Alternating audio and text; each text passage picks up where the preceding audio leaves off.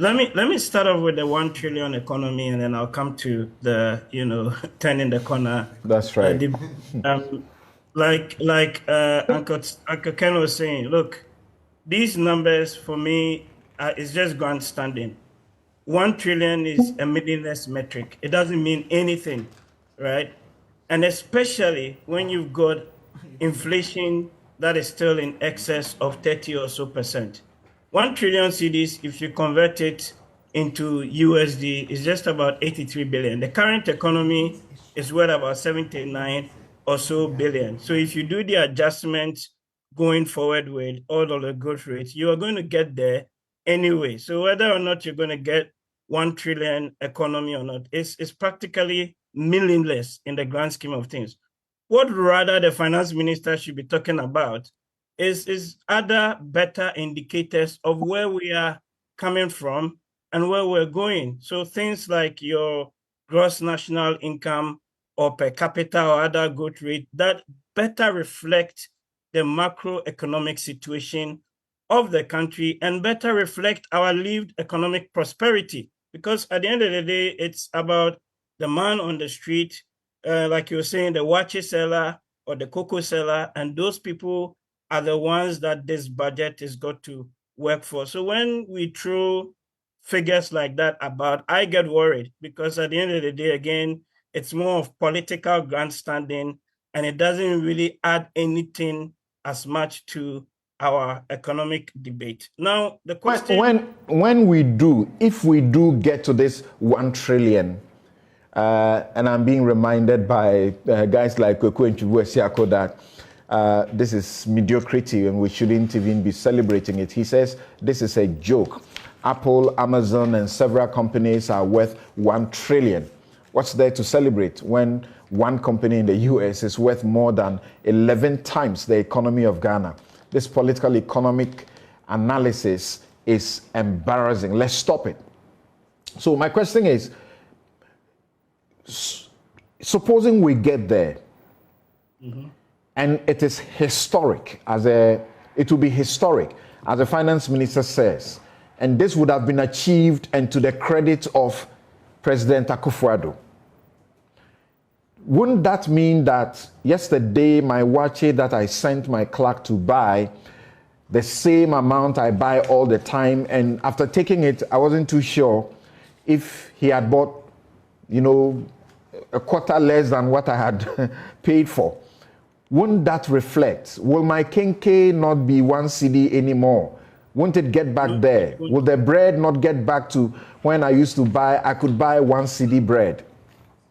No, it won't. And this is really the crux of the argument that myself and others have been making, that there's a distinction between the GDP numbers and things like inflation, cost of living, and all those things. Of course, there's some relationship between them, or one sort of, you may say, causes the other. But at the end of the day, GDP is practically a meaningless metric. It's really about your lived experience.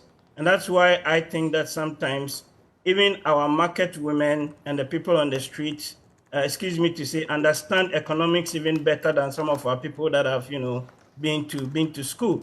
Because, you've got to translate these metrics into economic prosperity, into lived experiences, into bringing down your exchange rate, into getting a lower cost of borrowing, such that if I go to the bank or the market woman goes to the bank, they'll be able to get credit and be able to expand their business. And when that expansion happens, then of course you begin to see that reflect in the GDP. Even that 1 trillion, ask yourself, what proportion of the Ghanaian economy is even controlled and owned by Ghanaians? So even if we did 10 trillion for argument's sake, or 100 trillion for argument's sake, and you still have all these big capital flight, money moving out and all of that, we will still be celebrating numbers that don't mean anything whatsoever to the ordinary Ghanaian on the street. And I think it's important that we are able to situate these things in the right context rather than just throwing numbers about Thank you. Thank you very much. So I'm going around the table quickly, and we'll return to deal with, to have Ken, because Ken has to leave us as quickly as possible.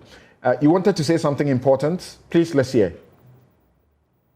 Yeah, I was going to just give a quick summary on the budget. Please go ahead. Of course, there are positives and some negatives. So the first positive on the budget is that, of course, we have begun to see some of the gains from the IMF program and the debt restructuring being reflected in some of the numbers. So you look at the fiscal balances and the numbers that were provided from January to August, and you can see that the revenue numbers came down a little bit by about 3 billion, but at the same time, we've made about 17 billion of expenditure savings in that regard.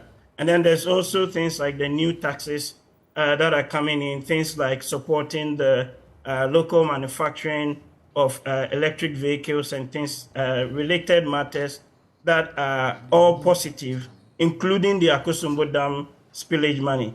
But there are issues also as well. And I think one of the core things for me really is this structural transformation argument. In fact, when you look at the numbers, right, between 2013 to 2022, and if you work it out 2013 to 2016, agriculture has actually declined by 2 percentage points of GDP relative to the number from 2017 to 2022.